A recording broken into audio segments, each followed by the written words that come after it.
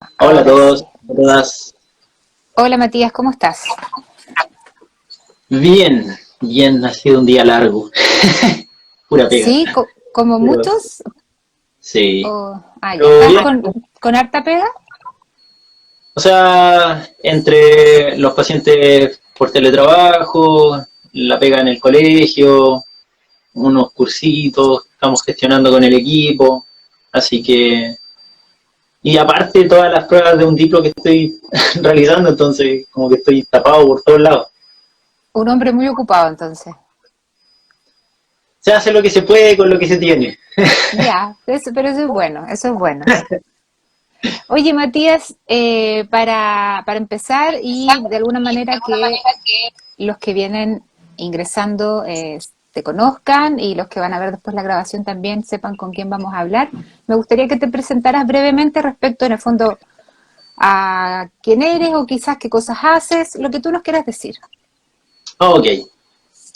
Eh, bueno, para quienes no me conocen, me presento. Soy Matías Contreras Fuentes, soy kinesiólogo de profesión. Me dedico al área de rehabilitación musculoesquelética, por un lado, y por otro al área de inclusión educativa. Ya, entonces, área de inclusión también. Sí, me dedico, bueno, trabajo en un colegio, Ya, trabajo en un programa de integración escolar, por un lado. Ahí estoy un par de horitas trabajando en lo que es inclusión educativa y psicomotricidad principalmente. Y por otro lado también trabajo en el área de rehabilitación musculoesquelética, principalmente de ya. personas con dolor. Ujú. Formo parte de un equipo de divulgación científica igual, ojalá lo conozcan, si es que no, agréguenlo en sus redes sociales. Exacto, exacto. ¿Qué grupo? eh, Dilo, dilo. Find Decoded. Es un grupo Dilo. que hace es un grupo que hace divulgación científica en el área de rehabilitación musculoesquelética principalmente. Ya.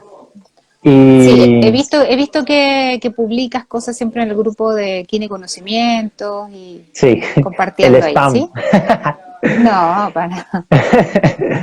No, y la idea en realidad es como resumir los papers y simplificar un poquito el mensaje porque, bueno, se entiende igual que no todos tienen el tiempo, la disponibilidad horaria o quizás los medios para poder informarse. Entonces, con el equipo decidimos simplificar un poquito la información, plantearlo en una infografía y que sea relativamente llamativa y así la gente pueda irse actualizando gratuitamente.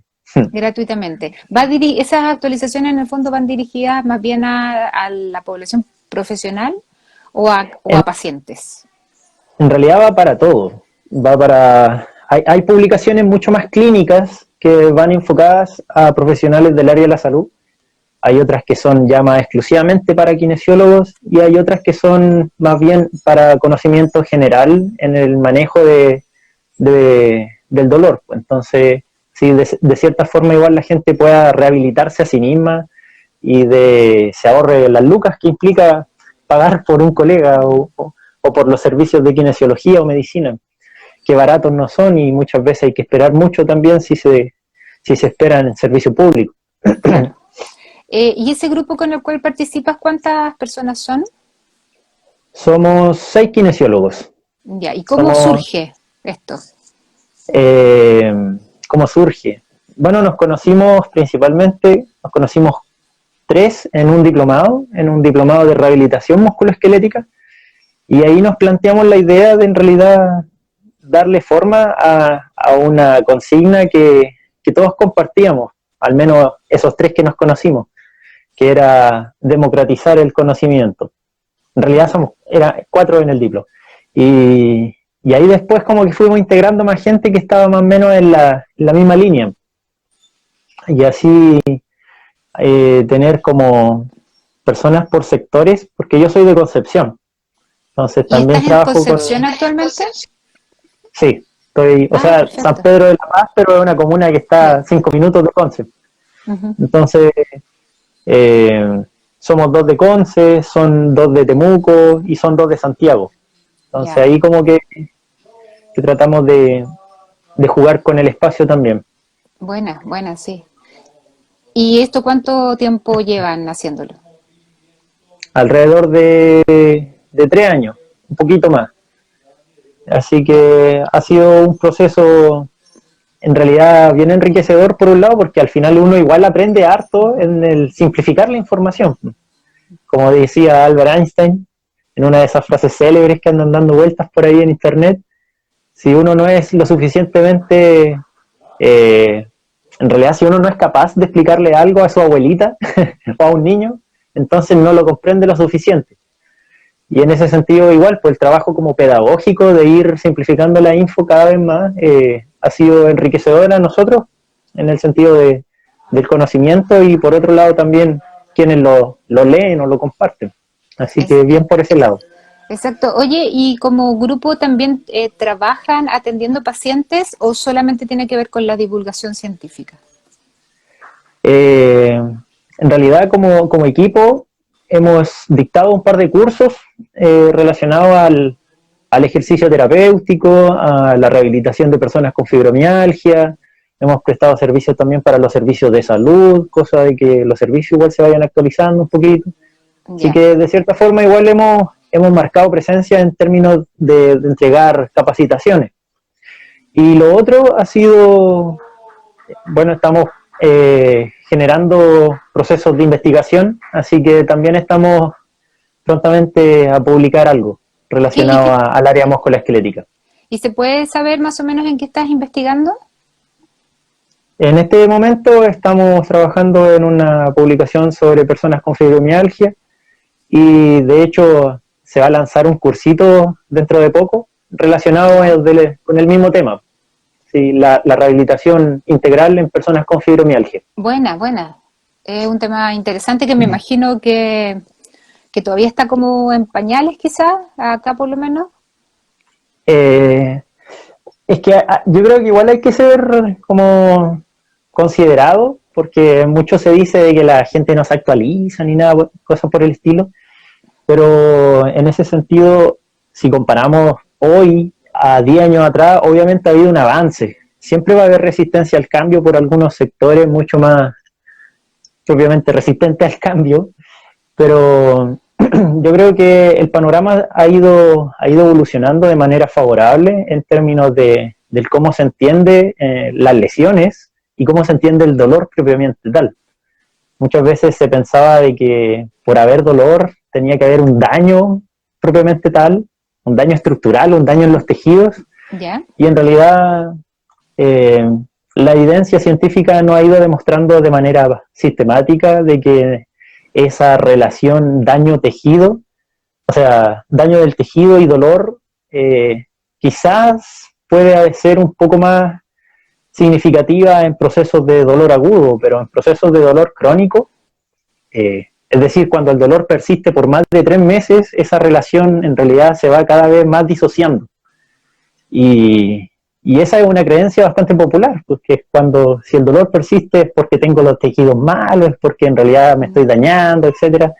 Y en realidad lo que hace ese tipo de creencia es generar comportamientos aversivos. Es como, si me duele algo, entonces tengo que guardar reposo. Si me duele algo, entonces tengo que dejar de moverlo. Y en realidad eso ha tenido consecuencias iatrogénicas en términos de cómo manejamos las condiciones musculoesqueléticas. Incluso las lesiones agudas, hoy en día se recomienda un acrónimo que se denomina Peace and Love. No sé si lo ubican. Sí. De hecho, incluso en lesiones agudas, en periodos tempranos de lesión, se recomienda la carga progresiva. Porque el movimiento es básicamente el que va a permitir la rehabilitación del tejido, de la adaptación del tejido y todos los procesos que se gestan con eso. Entonces ha sido, yo creo que favorable la evolución que se ha dado en función de la evidencia y también de los colegas que recién egresan, que están como mucho más hambrientos de conocimiento, por así decirlo, de tener más certeza. Y por otro lado, bueno, la evidencia en realidad no nos entrega mucha certeza, lo que hace es reducir la incertidumbre, que son cosas un poco diferentes. Pero enfrentarse a una persona siempre va a ser un mundo aparte, entonces uno ahí no sabe qué resulte de eso. ¿Y cómo ha sido la experiencia con pacientes con fibromialgia que de alguna manera, cierto, para ellos como que todo todo puede causarles este dolor. De hecho, dejan de hacer muchas actividades por lo mismo, como tú mencionabas. Claro, si solo me duele el hombro, evito quizás mover el hombro, como lo que hablábamos de creencia popular, pero si en el fondo me duele todo, despierto con dolor, me duermo con dolor, como con dolor, ¿cómo manejan desde el punto de vista kinesiológico ustedes esos pacientes? Bueno, se trabaja de manera interdisciplinar. Generalmente ahí hay no solo un kinesiólogo, también hay un médico, hay enfermera, hay nutricionistas. En realidad esas condiciones tan complejas generalmente debiesen abordarse de manera multiprofesional. Y por lo tanto también un abordaje nos va a permitir tener como todas las respuestas para las personas que tienen esa condición. Pues en ese sentido también se ha recalcado mucho la importancia de la higiene del sueño, es decir, dormir entre 7 a 8 horas si se es mayor de 18 años, y no tanto también la cantidad de horas, sino la calidad de esas horas, es decir, si la gente despierta descansada o despierta maltrecha de que durmió mal, etcétera. Y por otro lado, el ejercicio ha sido una de las condiciones fundamentales para permitir vivir bien en condiciones de dolor, porque incluso hay casos de fibromialgia que suelen remitir, pero hay casos que no. ¿Y qué hace esa gente que le sigue doliendo vivir, básicamente? Aparte también hay una estigmatización muy fuerte relacionada con el diagnóstico. Es como, tú tienes fibromialgia, entonces vas a vivir mal. Y en realidad esa también es una creencia popular, porque muchas personas que aún con dolor siguen su vida como puedan hacerlo, y en ese sentido también es necesario recalcar abordajes centrados en valores, en metas, promover la autoeficacia, que ha sido una de los mediadores fundamentales para que la gente con dolor pueda vivir bien a pesar del dolor. Y en ese sentido, ¿han elaborado ciertos protocolos o en general van viendo caso a caso con estos pacientes que están con dolor crónico? En el caso de dolor localizado o dolor generalizado y multisitio, en realidad las guías clínicas lo que más recomiendan es, primera base, el ejercicio. Siempre el ejercicio tiene que ser la primera línea de tratamiento, es como la recomendación más general, y obviamente ahí el ejercicio tiene que ser individualizado. ¿A qué? A las capacidades de la persona y también a las preferencias, porque al final nadie va a adherir a algo que no le gusta. Exacto. Uh-huh. Si yo le digo, haga ejercicio de fuerza, no tiene sentido si la señora le gusta hacer zumba, por dar un ejemplo. Uh-huh. En ese sentido igual, no importa qué tipo de ejercicio se haga mientras se permanezca activo. Por ese lado, la idea es como fomentar el movimiento más que tener un carácter punitivo de qué hay que hacer. Y por otro lado, bueno, la segunda línea de tratamiento ya serían cosas ya más relacionadas con el tratamiento farmacológico o terapia psicológica. Pero eso es como la primera línea de tratamiento y es como lo que se recomienda transversalmente, independiente de la intensidad del dolor, independiente de la condición de dolor que se posea. Si uno piensa un poco operado, si uno piensa una fractura, una rehabilitación de fractura, un esguince, una epicondilitis, una tendinitis, lo que sea, una tendinopatía, todos esos diagnósticos tienen una condición transversal que en realidad es el dolor. Y muchas veces, por este sesgo biomédico propio de la historia que ha tenido la perspectiva en salud, nos hemos tendido mucho a centrar en las estructuras. Probablemente, sí. No sé, pues tú que igual que ya has conversado con otros profesionales previo a mi aparición aquí en redes sociales, probablemente igual te hayan comentado en algún momento, no, es que esta estructura está causando esto, esto y esto y esto y esto. Pero sí, en realidad sí, hay una especie de razonamiento causal, que ese es uno de los principales problemas relacionados a la investigación científica en salud. Y es que cuando uno evalúa los estudios científicos, en realidad no nos hablan de causalidad, nos hablan de niveles de correlación, que son fenómenos distintos. Es como que yo dijera que el sol sale porque el gallo canta. Y no, pues el gallo canta cuando el sol sale, pero no es que el canto del gallo esté generando que salga el sol. Entonces hay una relación entre el canto y que salga el sol, pero esa relación no implica de que el canto del gallo haga salir el sol, pues, que vendría siendo la causalidad. Entonces ahí hay una mala interpretación en realidad de los estudios científicos con respecto a cómo se interpretan los datos. Y esa mala interpretación de los datos también nos pueden llevar a diagnósticos o tratamientos erróneos, ¿o no? Completamente, porque al final igual lo que hacen este tipo de abordajes centrados en la causalidad es centrarse en la estructura. No, hay que centrarse en tal músculo porque está inactivo, hay que tratar tal músculo porque está inhibido, o se está, no sé, se está desequilibrando tal cadena, el eslabón débil también se suele comentar.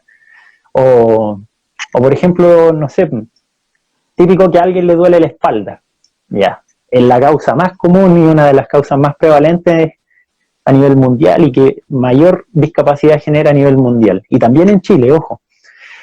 O al menos eso nos dicen los estudios epidemiológicos. Entonces, cuando uno le duele la espalda, uno va al médico. Cuando va al médico, el médico en su sesgo biomédico, obviamente, va a tratar de buscar la causalidad. Y va a decir, no, hay que tomarse una resonancia, una radiografía, que es como el procedimiento común que se da, al menos en la atención en Chile.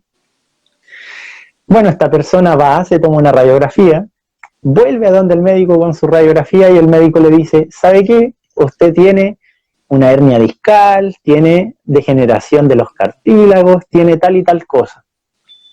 Y en ese sentido, ¿qué nos dicen los estudios científicos para comparar el caso particular? En este caso, claro, hay algunas modificaciones de la anatomía normal, digo normal entre comillas, porque así como envejecemos por fuera, también envejecemos por dentro, pero nosotros no tenemos rayo X para darnos cuenta de cómo envejecemos por dentro. Entonces empezamos a asociar la artrosis como si fuera algo negativo, empezamos a asociar la degeneración discal como si fuera algo estrictamente negativo, y en realidad esos son hallazgos que se suelen encontrar en la mayoría de las personas asintomáticas. Y ese es uno de los principales problemas, porque al final, si están las personas asintomáticas, ¿por qué estaría causando el dolor de otra persona? Entonces ahí empezamos a generar como esta disonancia entre lo que es dolor y lo que es como la degeneración o lesión del tejido. Y lo bueno de esos estudios como por imagen es precisamente contrastar y demostrar eso, de que hay muchos hallazgos que se pueden evidenciar por imágenes radiológicas, por imágenes de resonancia, ultrasonido, etcétera.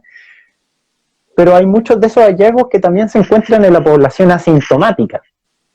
Y si aparecen en la población asintomática es precisamente porque son cambios que se dan en función de la edad. Y de hecho, cuando uno analiza por rango etario, la mayoría de las degeneraciones van en aumento en función de la edad. No así el dolor. Entonces, ahí se genera esta disonancia entre la lesión y el dolor. O por el contrario, tal vez nos podemos encontrar una situación donde imagenológicamente no muestra nada y sin embargo el sujeto... también le duele. Exacto, le duele. Entonces, ¿por qué te duele si no tienes nada? Es como...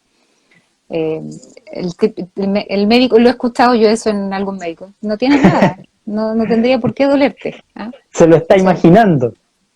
También, vaya al psicólogo, una cosa claro. así. Entonces es complicado. Es complicado y yo en alguna oportunidad recuerdo haber leído de que el dolor, sobre todo este dolor persistente o crónico, generaba como mapas cerebrales asociados al dolor, que de alguna manera, por favor corrígeme, porque lo leí igual hace tiempo, entonces, que de alguna manera eso hacía de que este sujeto ante determinadas situaciones, circunstancias, era como que su actividad cerebral se se prendía y era como una alerta que no necesariamente esas situaciones le iban a causar un daño, pero era como que ya estaba tan acostumbrado al dolor que se activaba frente a ciertas cosas.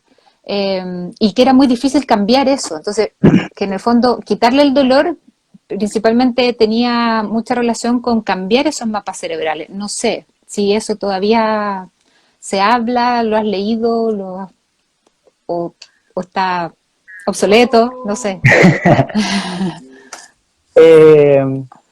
Hay de todo un poco en realidad. Cuando uno piensa en personas con dolor, o uno piensa y rememora la propia experiencia dolorosa que ha tenido relacionada a algún trauma, alguna lesión, etcétera, uno piensa, chuta, cuando me duele algo, ¿qué hago yo? Entonces, uno piensa, cuando me duele algo, lo primero, me muevo diferente. ¿Por qué? Porque me duele algo. Entonces yo genero mecanismos para poder seguir moviéndome, pero tratando de cuidar la zona que me duele, porque es como lo intuitivo, es como natural, es como si me duele el codo, entonces yo trato y lo acerco y me hago cariñito, es como lo natural que sucede. El problema es como ese comportamiento de evitación persiste en el tiempo. ¿Por qué? Porque ese comportamiento de evitación también se asocia a una creencia, que vendría siendo que si me muevo me hago más daño. Uh-huh. Y la mejor, yo creo que, bueno, dentro de una de las analogías que ocupo yo para explicarle eso a mis usuarios con dolor persistente, es por ejemplo cuando uno va a la playa. Uno va a la playa, se echa el solcito, y al principio es relajante, rico. ¿Por qué? Porque hay solcito que llega a nuestra piel, entonces hay un efecto incluso analgésico. Pero hay un fenómeno que se llama sumación temporal, que es cuando yo estimulo mucho, muy rápido o por mucho tiempo. ¿Y qué pasa? El cuerpo se hace muy bueno sensando esos estímulos y por lo tanto los amplifica. Entonces, ¿qué pasa? Ahora ya el solcito dejó de ser relajante porque me quedé dormido. Estuve mucho tiempo expuesto al mismo estímulo. Y ahora ese estímulo, que antes era incluso relajante, ahora va a ser doloroso, porque se genera una especie de sensibilización. Entonces las señales que antes no eran dañinas, que no eran amenazantes, ahora lo son. Y por eso, cuando yo me quemo la piel dormido en la playa, yo me pongo la ropa y me duele. Yo me baño y me duele. Los estímulos que antes no eran dolorosos, ahora lo son. Porque toda esa señal que llega a la piel, que puede ser señal térmica, señal mecánica, señal de presión superficial, profunda, etc., todas esas señales se ven amplificadas. Entonces el sistema como que está tan sensible, dice, alerta, alerta, y ahí no duele. Esa es como una de las analogías que se suelen utilizar en clínica, en realidad, como para simplificar un poquito el mensaje y explicar de que en realidad el dolor no es igual a daño, sino que es una señal de... está más ligado a la sensibilidad que al daño propiamente tal. Que cuando yo me quedo dormido en la playa no me estoy haciendo daño, sino que la piel queda más sensible, porque estuvo mucho rato expuesta a un mismo estímulo. A un mismo estímulo. Hoy hay una Pamela Profefi pone, hola, ¿qué recomiendas para pacientes con artrosis en columna? Ejercicios pone, ¿qué ejercicios? Uy. En realidad, bueno, la artrosis, como bien comentamos, es una condición normal que está asociada a como algo negativo, pero no es algo inherentemente malo. Quiero que nos quede claro eso igual también. Es como que nosotros empezáramos a patologizar nuestras canas o nuestras arrugas. A nosotros no nos duelen las canas ni las arrugas y sin embargo aparecen en función del tiempo. Lo mismo pasa por dentro, pero nosotros no lo vemos. Entonces lo vemos cuando vamos al radiólogo, cuando vamos a la resonancia. Ahí nos damos cuenta que también envejecemos por dentro. El problema es que, claro, como es una patología, uno suele asociarlo como algo negativo, porque mucho tiempo lo ha sido.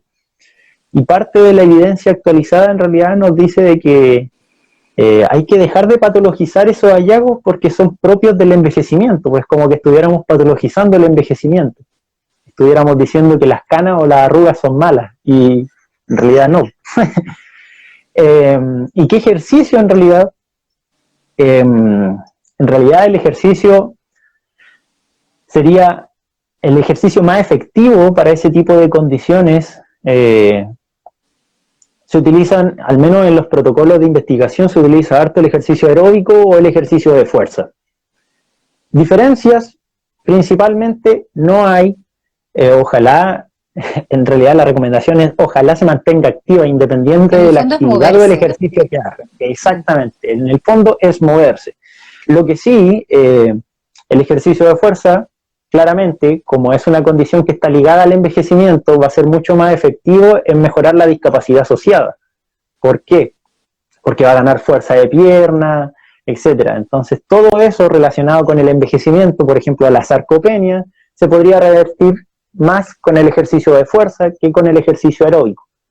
Pero para el dolor no hay mayor diferencia entre una y otra. Entonces, ahí en realidad va a depender del objetivo. Y pensando en que quizás hay ciertas cosas que le puedan causar dolor, ¿tú evitarías esos movimientos que le causan dolor? Sí y no. ¿Ya? Sí, ¿cuándo? En el primer encuentro, por ejemplo. En realidad, cuando uno prescribe ejercicio terapéutico en personas con dolor, uno tiene que pensar en que uno puede exponerlo inmediatamente a lo que le duele, o puede hacerlo de manera progresiva y paulatina, cosa de que de a poquito vaya generando la confianza para exponerse a esa situación dolorosa. Lo que se recomienda es que, independiente en el momento en donde se haga esa situación, donde se geste ese contexto, en donde tenga que exponerse al movimiento que le duele, tenga que hacerlo, sí o sí. En el proceso terapéutico va a tener que exponerse sí o sí a eso que le da miedo. ¿Por qué? Porque de alguna forma uno tiene que destruir, tiene que romper esa asociación entre si hago esto, me va a doler. Porque al final es una asociación. Y muchas veces la gente también no se mueve más que por el dolor, por el miedo a que les duela. ¿Por qué? Porque ya le ha dolido tanto tiempo que es como, no, si yo ya sé que si hago esto me va a doler. Eso. Pero hay veces en donde efectivamente lo hace y no le duele. Pero como Silvio Rodríguez nos dice en sus canciones, lo más terrible se aprende enseguida y lo hermoso nos cuesta la vida. Cuesta la vida. Entonces la idea en realidad es ahí ir viendo si es que la persona tiene buenas capacidades de afrontamiento, si es capaz de someterse a un ejercicio con dolor, si es que no tiene un rebrote del dolor muy grande, si es que lo expongo o no al dolor, porque al final igual queda dolorido y uno tiene que ver cuánto tiempo queda dolorido, para ver si es que efectivamente uno puede hacer ejercicio con dolor o efectivamente hace ejercicio libre de dolor completamente. Entonces, ahí hay que ver si lo expongo al tiro o armo el caminito y lo expongo después. Pero siempre voy a tener que exponerlo. En algún minuto, enfrentarlo En algún a la minuto. situación. Exactamente. Y pensando en que te habían puesto este caso como de la artrosis y que no necesariamente en columna, pensando quizá en una rodilla con artrosis o algo, donde existe al movimiento mucho crépito, cada vez que haya rango, ¿los trabajas igual en todos los rangos o evitas al parecer, roce continuo? Es que ahí también hay una especie de aprendizaje experiencial, porque si yo lo hago moverse y la rodilla le crepita y no le duele, yo le puedo decir,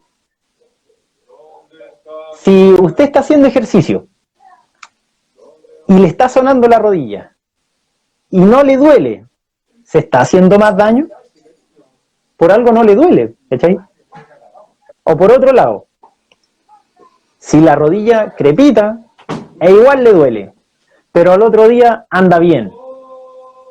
Entonces yo le puedo decir, entonces está dentro de los parámetros normales, porque al final el dolor puede ser relacionado a que sobrecargamos la zona porque se está adaptando, está en un proceso de adaptación. Entonces, y como es una zona más sensible, es normal que responda con mayor sensibilidad. Es como si me acabo de quemar los hombros por estar en la playa, obviamente si me toco fuerte me va a doler, pero esa sensibilidad va a ir disminuyendo en la medida en que pasen los días, porque obviamente va a retornar al basal y mi piel se va a volver a acostumbrar a su sensación original. Entonces ahí es una especie de aprendizaje activo, un aprendizaje haciendo y ir entregándole las pistas a través de cómo uno va comunicando los beneficios del ejercicio, por un lado, y por otro lado, qué reflexiona esa misma persona en función de lo que efectivamente está haciendo ahora. ¿Okay? Si yo lo hago hacer sentadilla y le suena, puedo incluso yo hacer una sentadilla con él y mostrarle que a mí también me suena la rodilla y no por eso estoy mal. ¿Okay? O por otro lado, también puedo argumentarle en términos mucho más científicos de que efectivamente el crépito no está asociado a nada malo. Uh-huh. Perfecto. Mira, Marcela pregunta, ¿y si esa misma persona se refiere a la que habían preguntado antes, ¿ya? A la de artrosis con columna. Si esa misma persona, aparte, tiene hipertensión controlada, no sé si estará preguntando qué ejercicio hacerle, no me queda... Es que si está controlada, en realidad no habría mayor drama, o hay que controlar en realidad los rangos de presión arterial durante el ejercicio. Sería como la consideración más importante. Pero mientras tenga la hipertensión controlada, en realidad, distinto sería si no estuviera controlada y si tuviera un alza muy importante durante el ejercicio. Pues ahí quizás haya que cesar el ejercicio directamente. Uh-huh. A ver, sí, ahí hay que remitirse a las guías clínicas en ejercicio cardiovascular. Preguntaba por el trabajo de fuerza, ella dice, por el trabajo de fuerza. A lo mejor se refiere como estas, es que hace unos años también se planteaban las contraindicaciones de no hacer ciertas cosas, no levantar pesos por sobre la cabeza y todo. A lo mejor a eso se refiere, ¿qué consideraciones hay que tener? En realidad, al menos la evidencia más actual no distingue mucho entre un ejercicio y otro, porque al final el efecto hipotensor del ejercicio, post ejercicio, se da igual, ya sea isométrico, de fuerza, o cardiovascular, o aeróbico propiamente tal, así que no habría mayor contraindicación en ese sentido. Ah, claro, la única, cierto, salvedad tal vez para personas hipertensas que tengan ojo con cuando hacen valsalva, en el fondo, que evitar hacer apneas durante el ejercicio, porque las apneas también tienden a elevar más la presión. Pero es como lo único, ya no existe esto como de que hay ejercicios prohibidos. Exactamente. Sí. Súper bien. Sí, no sé, decía, perdón, eso sí, ya, ahí sí. Oye, tú generalmente me he dado cuenta que con tu grupo, porque vi tu grupo, qué sé yo, y después vi tus publicaciones, les gusta harto este tema del dolor. ¿Ah? ¿Cómo llegas a eso, a ese tema? ¿Cómo derivas en eso y no sé, cualquier otra cosa que podría ir asociada a rehabilitación musculoesquelética? Sí. Claro. En realidad partió precisamente por estos nuevos enfoques que pretendían, por un lado, normalizar algunas condiciones, despatologizarla también, podríamos decirle. Por otro lado, lo que nos motivó también fue este concepto de humanización en la atención de salud, que yo creo que es súper importante porque al final cuando uno trabaja con base en el modelo biomédico, uno trata patologías, ¿cachai? Uh-huh. No, me llegó la persona con tendinitis, no, yo estoy tratando una... Y mientras uno más estudia todo lo que es la ciencia del dolor, se da cuenta de que en realidad el diagnóstico es lo que menos importa. Que importa el cómo nos comunicamos, el cómo generamos un proceso de alianza terapéutica, el qué tan adherido es el usuario con sus ejercicios, qué tan significativo es el ejercicio para la persona, y en realidad nos damos cuenta de que más que quanti es quali, ¿cachai? Como cualitativo, de calidad. Y por eso también se proponen atenciones mucho más personalizadas, que se hagan trabajos con base en perfiles multidimensionales, que se aplique realmente el concepto de lo biopsicosocial y no tan solo la patología o la enfermedad, que en realidad lo único que hace, de cierta forma, es echar para abajo a la gente, porque es como cuando uno le pregunta sobre su condición dolorosa, no, yo tengo esto, y como que baja el moño, y como ya no puedo hacer esto, y me dijeron de que no hiciera esto, y en realidad se basa en prohibiciones. Y cuando llega un terapeuta y te dice todo lo que sí puedes hacer, incluso es revelador, pues liberador, en el sentido de que, oh, en realidad, claro, puedo hacer tantas cosas, y en realidad no estaba tan mal. Como que así lo recibe la gente. Y es como un sentido mucho más esperanzador de abordar la salud. Súper. ¿Y cómo ha sido la experiencia con la telerehabilitación? Buena. Y en realidad yo como que nunca, al principio, y digo al principio hace como 2 años, no le tenía mucha fe. Porque yo igual pensaba que no, hay que estar presencial, que hay que tocar en el sentido del contacto, sí, darse la mano, abrazarse, etcétera, o es necesaria la evaluación manual. Lo bueno es que la ciencia avanza y bueno, uno igual tiene que estudiar y en ese sentido uno igual se interioriza y se da cuenta de que en realidad los resultados no son tan dispares, en realidad son más similares que diferentes. Y hay muchas de las condiciones que ni siquiera necesitan más de 2 atenciones. Y claro, pues la orden médica va por 10. Y el lucas que es plata que la gente no tiene. ¿Y cómo, entonces igual de cierta forma... ¿Cómo lo hace en ese caso? Yo atiendo de manera particular, pero yo me remito a la cantidad de sesiones que requiere la gente. No estoy ni ahí, por así decirlo, en palabras simples, con cobrar más de lo que tenga que cobrar, o con hacer sesiones extra, porque en realidad no tiene sentido. Eso sería como timar a la gente y no estoy de acuerdo con eso. Hay personas que se rehabilitan con un consejo, hay personas que no necesitan sesiones de kinesiología, entonces basta con decirles lo que les estoy comentando en este momento, que pueden moverse, que tienen que tener confianza, etcétera. Y hay otros que efectivamente van a tener un abordaje mucho más personalizado y ahí efectivamente la telerehabilitación en este contexto de pandemia y de confinamiento en casa es súper útil. ¿Y la adherencia de los pacientes con telerehabilitación? ¿Cómo anda? Es que ahí igual uno tiene que tomar partido de yo quiero que la persona se adhiera a los ejercicios, entonces voy a preguntarle. No es como mandarle los ejercicios y desligarse completamente, sino que igual hay una evaluación periódica, quizás incluso solo por WhatsApp, como, oye, mándame un video de los ejercicios que hiciste, cómo lo hiciste, listo. Y quizás 2 veces a la semana.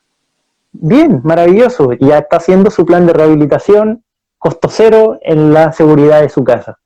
Entonces, y lo otro, que yo creo que es igual, es súper importante, que en clínica, cuando uno atiende en clínica, uno, claro, ocupa tecnología maravillosa, equipos rimbombantes, todo muy grande, muy bonito, pero la gente no tiene eso en la casa. Entonces, cuando se queda con la rehabilitación, con una perspectiva estrictamente clínica y muy rimbombante, llegan a la casa y no saben qué hacer, porque no tengo la polea cónica, porque no tengo la restricción de flujo sanguíneo, no me puedo hacer acupuntura yo solo. Entonces, lo bueno de la telerehabilitación es que también simplifica la intervención y la contextualiza la necesidad y el contexto del usuario. Yo creo que eso es súper valorable porque al menos nosotros como clínicos, como terapeutas, tenemos que hacer el proceso reflexivo de, ya, ¿cómo simplifico toda esta parafernalia que suelo hacer en clínica? Y que generalmente tiene los mismos resultados. Entonces, en ese sentido, igual es mucho más valioso el proceso reflexivo que sigue a la incorporación de la telerehabilitación. Entonces es como una herramienta que al parecer llegó para quedarse, quizás más masivamente de lo que estaba antes de la pandemia, ¿no? Si yo se creo sabe que utilizar sí. bien, ¿sí? Yo creo que sí. Obviamente, esta herramienta de rehabilitación por internet no viene a reemplazar la rehabilitación presencial. Yo creo que hay una especie de dualismo que nos ha hecho súper mal a lo largo de la historia, que todos lo vemos como blanco y negro, y en realidad este proceso de telerehabilitación, bueno, para las personas que en este momento están muy alejadas del centro o que están completamente confinadas, que no pueden salir porque hay, bueno, alguna política pública que no les permite salir de casa. Entonces, para esas personas efectivamente es mucho más viable. Pero yo creo que una vez que pase todo esto, la telerehabilitación en ningún momento va a reemplazar la atención presencial. Lo que sí hay que aprender a combinarlas, que es lo importante. Sí, para combinarlo ahí para hacer seguimiento, quizás, ¿cierto? Para hacer algunas cosas ahí interesantes. Me comentabas también de que estás trabajando en un colegio con un proyecto PIE, ¿cierto? Un proyecto de inclusión. ¿Cómo es esa experiencia y cómo llegas también a eso que tal vez uno podría pensar es diferente a lo que haces normalmente un músculo esquelético? Quizás no, pero ¿cómo es que fusionas ambas cosas? De hecho, tanto me gusta el área musculoesquelética que la llevé al colegio. Yeah. Y al colegio le planteé un proyecto de rehabilitación dentro del colegio. Entonces así también hago, bueno, en realidad el proyecto duró 2 años, pero ahí implementamos lo que es salud ocupacional, ejercicio en el lugar de trabajo, etc. Entonces ahí también las personas que sufrían con algún tipo de dolor asociado al trabajo se rehabilitaban conmigo y se ahorraban las lucas de ir a un centro o la espera misma de acudir a uno. Entonces era mucho más accesible. Y lo otro es que lo bonito del proceso de inclusión es que nos hace entender el proceso de atender la diferencia, de aceptarla y de incluirla.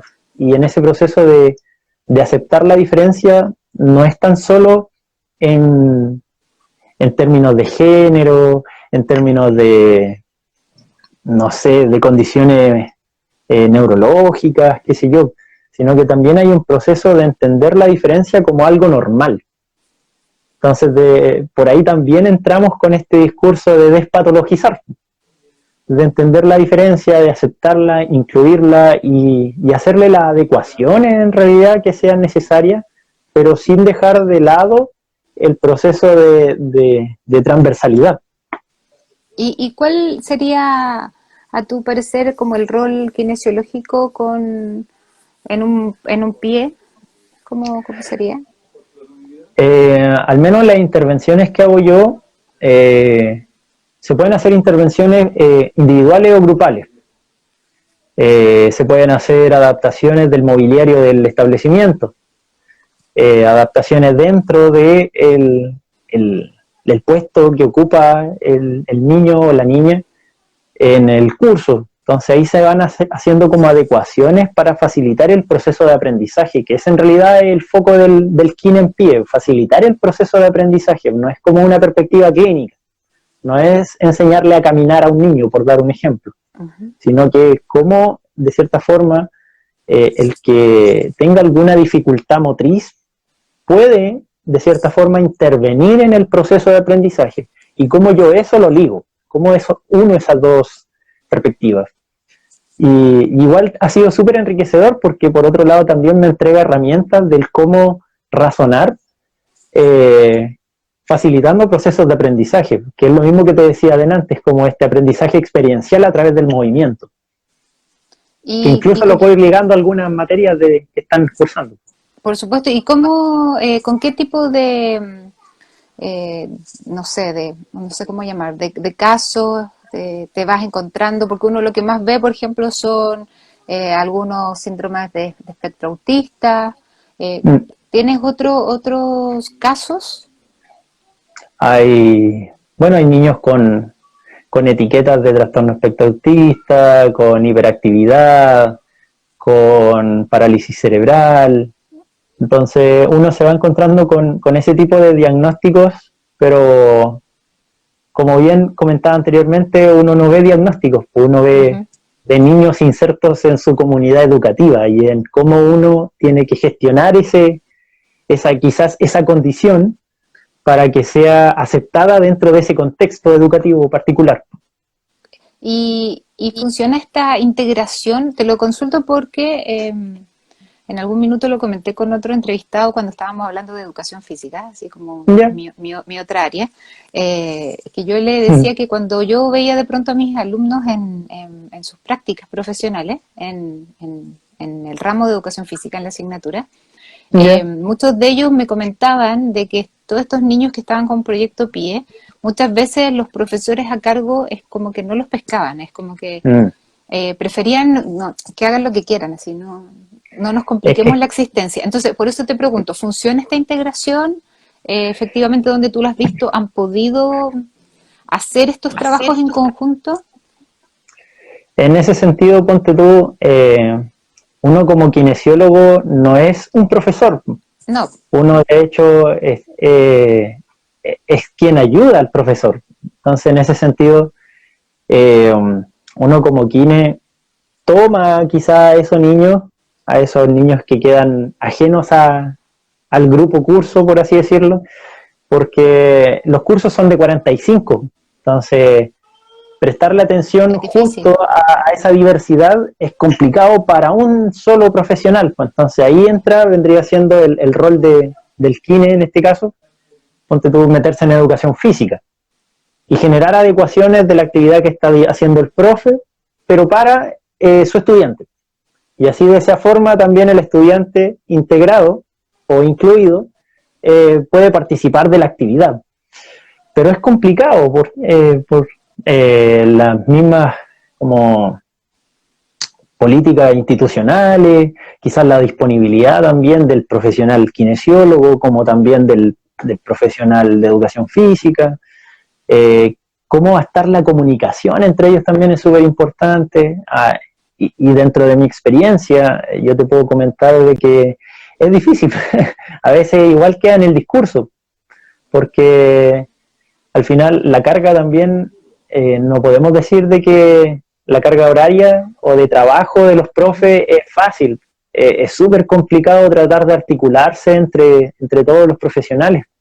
Y ese diálogo toma tiempo, requiere voluntad, entonces, y no todos tienen ni el tiempo ni la voluntad, o las competencias, entonces es complicado. A veces, la mayoría de las veces igual queda en el discurso, pero la idea es como profesional ponerse la camiseta, por así decirlo, y trabajar en función de los niños.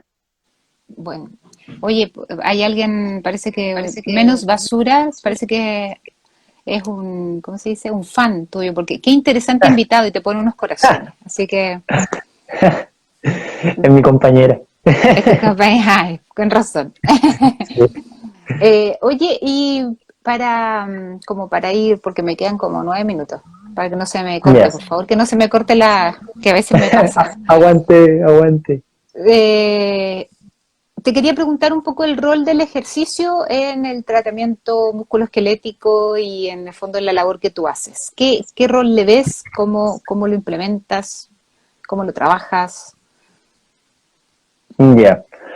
Bueno, el ejercicio en realidad, nosotros como profesionales kinesiólogos surgimos de ustedes, de los educadores físicos, de la educación física. Y en ese sentido, nuestra principal herramienta vendría siendo el movimiento. Hay algunas corrientes que se van por las técnicas manuales, por funcionar, por ocupar todas las cosas que se puedan ir agregando en función de las técnicas que ayudan a modular de alguna forma. Pero el ejercicio es nuestra principal herramienta, y el ejercicio es antiético no utilizarlo. No utilizarlo. Porque en realidad es la principal herramienta para rehabilitar y para acondicionar a las personas que están desacondicionadas también. ¿Y cómo se implementa? Perdón, dale. Dale. No, dale. Es que te voy a interrumpir y te iba a te iba a preguntar si tú dirías que a lo mejor te voy a poner en aprieto, pero que el kinesiólogo en general, por supuesto que siempre vamos a encontrar excepciones, que el kinesiólogo en su formación tiene una base firme en cuanto al ejercicio. Te lo digo porque yo primero estudié educación física y después estudié kinesiología. Y siento que en la kinesiología no hubo algo fuerte referente al ejercicio y el entrenamiento no pensado solamente en el fitness ni nada, sino que en el fondo como en la habilidad de programar, de periodizar, ¿cierto? De tener como estas bases científicas, como más una metodología. ¿Sientes tú que falta alguna debilidad respecto a esto? Porque hay muchos kinesiólogos que no utilizan el ejercicio como herramienta terapéutica. Bueno, yo ahí coincido completamente contigo, no tengo nada que discutirte porque las mallas en realidad, hay que ser bien sincero, y se actualizan re poco, están bastante obsoletas la mayoría, entonces, y no tan solo en kinesiología, sino en términos generales. Así que es un tema casi de salud pública eso. Y por otro lado, sí, el kin en realidad sabe muy poco de entrenamiento, no sabemos... en realidad hay ramos como de entrenamiento, pero queda en eso porque yo creo que los ramos en realidad están mal abordados en el sentido de la importancia que se les da. Porque se suele hablar como de los ramos grandes como neurología, traumatología, respiratorio, etcétera, pero se habla mucho como de patologías en esos ramos y se habla poco de los fundamentos por los cuales el kinesiólogo interviene, o cuáles son los fundamentos fisiológicos, fisiopatológicos, por los cuales nuestras intervenciones tienen sentido. Entonces, por eso también hay una especie de descanso en los métodos más que en los principios. Por eso a los quienes les gusta certificarse en métodos de lo que sea, porque aparte suenan bonitos en el currículo, pero ¿cuáles son los principios por los cuales funcionan esas intervenciones? Y eso yo creo que es lo fundamental y es lo más importante para entender los procesos de adaptación. Claro, y el kin en ese sentido... Sí, no, si vamos a rehabilitar en base al movimiento, tenemos que conocer el movimiento y siento que ahí hay como una debilidad. Sí, por eso era mi consulta. Y los principios de entrenamiento en realidad los manejan como el Logan, pero de ahí a aplicarlos, yo creo que es un mundo completamente diferente y manejarlos cuesta. Hay que programar ejercicio para entenderlo bien, hay que periodizarlo. Yo también soy instructor de taekwondo, soy cinturón negro segundo dan y también soy instructor de parkour. Entonces, quienes trabajen como entrenadores probablemente entiendan de eso un poquito mejor, pero quienes no, y generalmente la clínica la resumen al 3x10, que es bastante paupérrimo, por así decirlo. Sí, exactamente. Oye, me quedan poquitos minutos, me gustaría que nos contaras cuáles son tus proyectos, quizás de manera personal, quizás como grupo, ¿cierto?, de divulgación. Esto que me hablabas tú de a lo mejor hacer prontamente una publicación. Cuéntanos un poco ese curso que están programando, cuéntanos un poquito de eso. Bueno, como equipo en realidad, al menos, bueno, hablando de mí, a modo personal, seguir dándole al tema de la divulgación, yo creo que es algo súper importante, sobre todo en estos contextos de fake news, y en donde también la interpretación de los datos deja mucho que desear. Entonces hay mucho mito dando vuelta, hay mucho profesional adjudicándose cosas que quizás debiesen ser un poquito más democratizadas, por así decirlo. Y a modo personal, seguirme desarrollando en el área musculoesquelética, quizá apuntar a algún grado académico, pero eso igual tiene como un componente social más que intrínseco, porque al final yo sé que ningún grado valida el conocimiento per se, por al final el profesional se hace a sí mismo, y esa es como una de las premisas por las cuales yo igual estudio de manera autodidacta. Pero eso es como una de las ideas, seguirme desarrollando en el área, seguir divulgando, sacar proyectos con el grupo Find the Coded, lo pueden buscar en las redes sociales. Búsquenlo. Y bueno, dentro de poquito vamos a lanzar un curso de fibromialgia para actualizar a los profesionales del área de la salud. Va a ser abierto, así que ojo con eso. Y también dentro de poco vamos a lanzar un conversatorio, porque también estamos haciendo un ciclo de charlas. Buenísimo. Y vamos a entrevistar a Rafael Torres Cueco, que es uno de los principales exponentes a nivel internacional español en todo lo que es la revolución del dolor así que esa igual va a estar bastante interesante. ¿Cuándo es eso?